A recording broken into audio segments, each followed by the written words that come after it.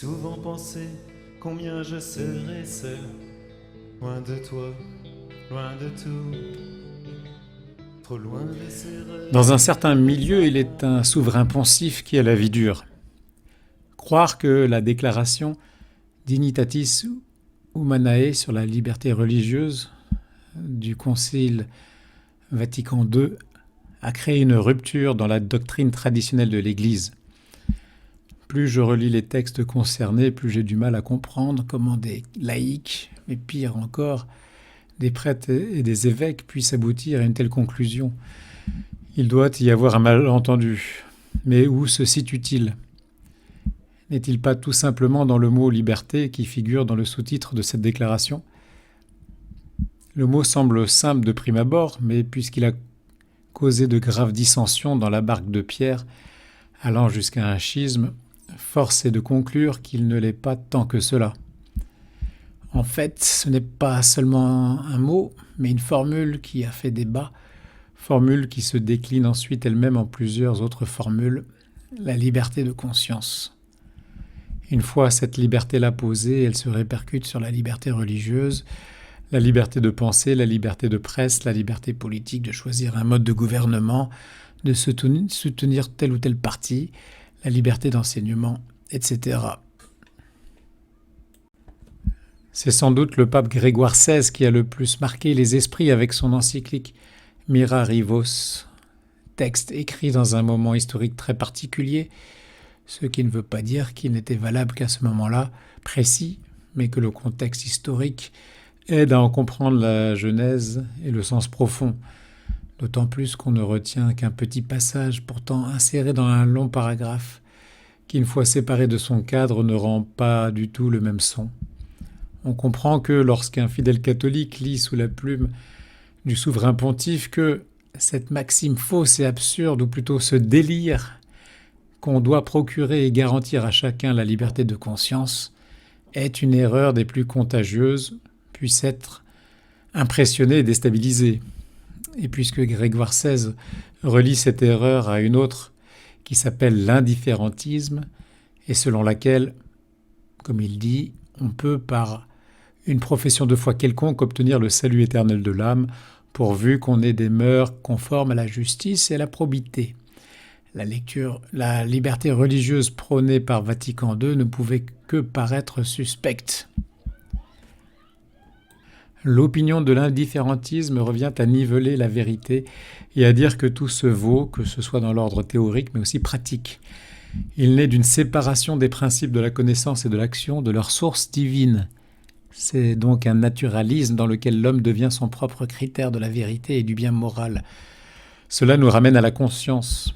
Et donc, pour bien comprendre le problème, il nous semble important de faire porter le poids de l'argumentation sur ce point précis. La conscience est non pas la faculté, mais l'acte de pouvoir juger de la moralité des actes humains. D'après saint Thomas, elle marque le rapport d'une science avec quelque chose. En d'autres termes, elle est l'application d'une certaine science aux connaissances qui est en nous, à ce que nous faisons. Comme il le dit dans sa somme théologique, première partie, question 79, l'article 13.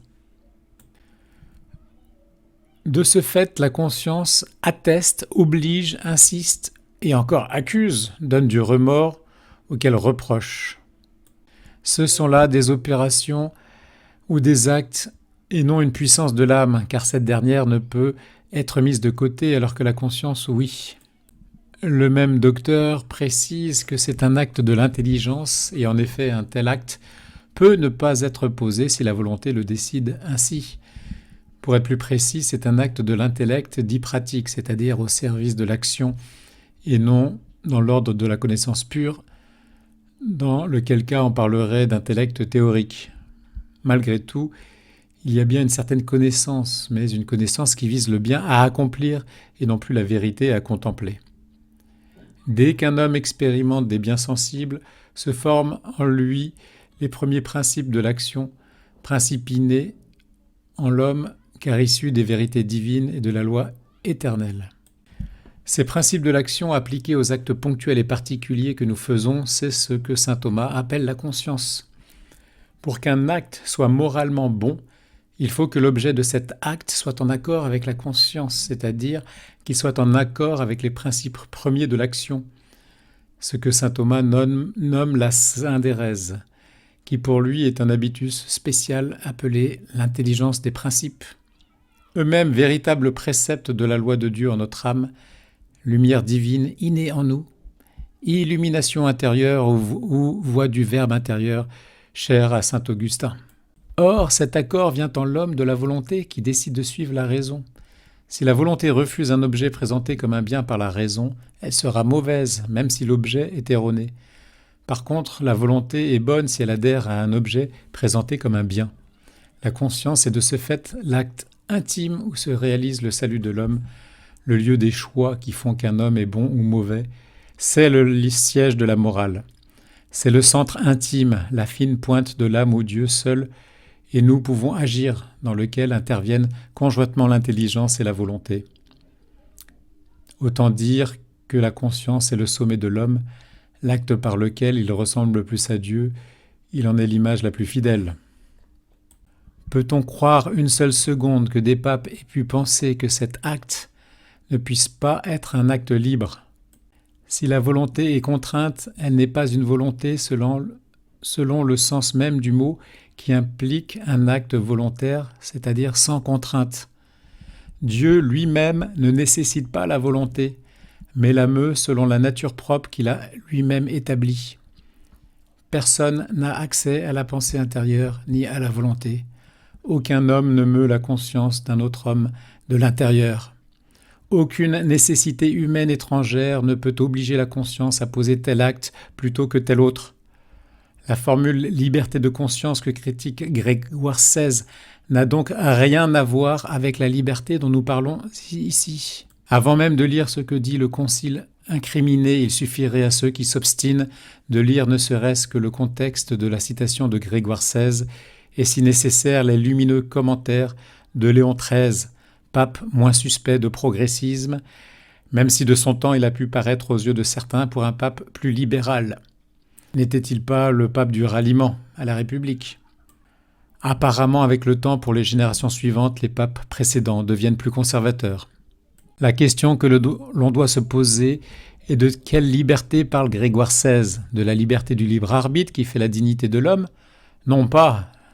Lui pense à cette liberté absolue et sans frein des opinions qui, pour la ruine de l'Église et de l'État, va se répandant de toutes parts. Et un peu plus loin, il précise qu'il a en vue cette liberté sans frein des opinions, cette licence des discours publics, cette ardeur pour les innovations. Manifestement, il ne s'agit pas là de la même chose. Laissons maintenant la parole à Léon XIII dans Libertas Praestantissimum. Une autre liberté que l'on proclame aussi bien haut est celle qu'on nomme liberté de conscience.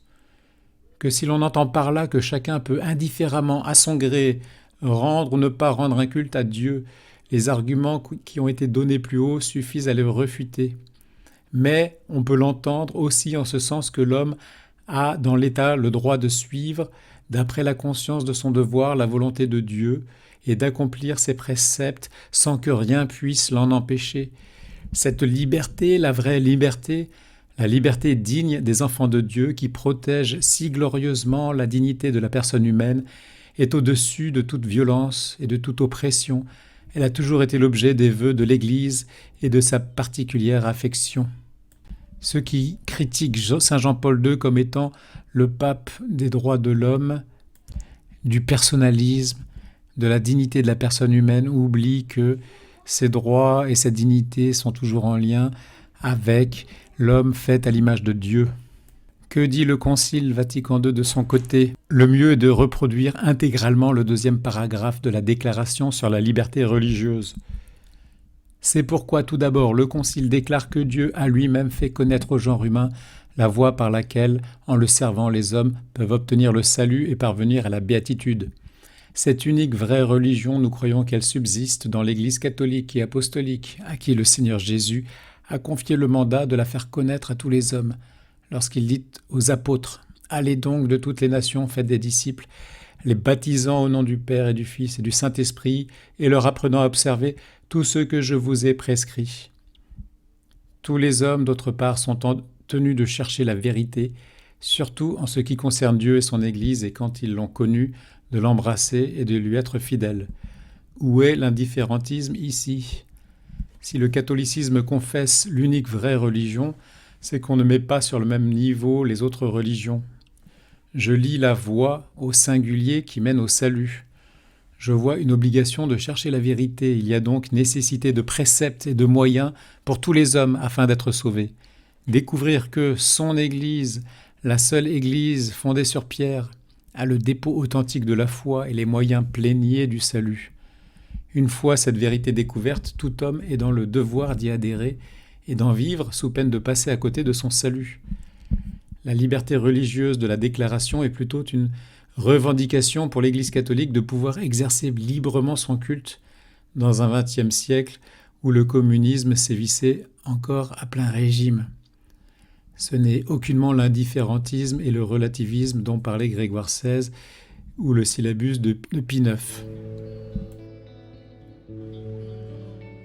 J'ai souvent pensé combien je serais seul, loin de toi, loin de tout, trop loin de ces rêves accomplis, si tout était fini. Oh, oh,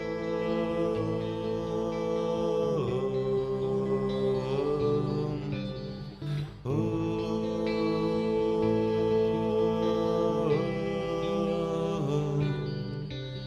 Tout ce que je crois, que je ne vois pas, c'est pour toi que je souffre tout cela. Et quand tu viendras, rappelle-toi de moi. Que vienne ta grâce, que ce monde passe, viens.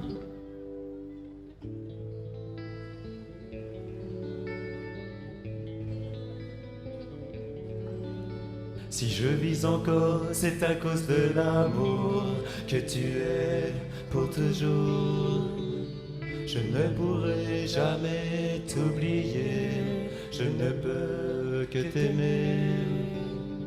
Oh, oh,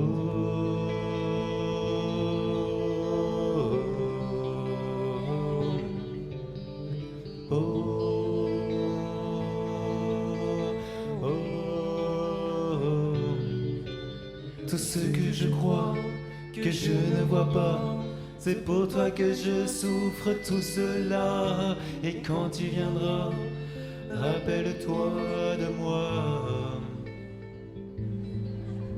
Que vienne ta grâce, que ce monde passe, viens.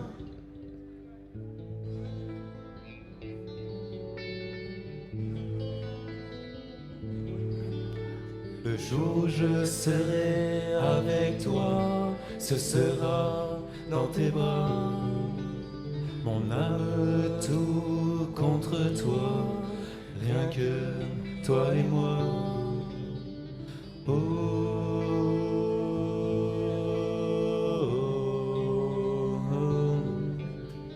oh, oh.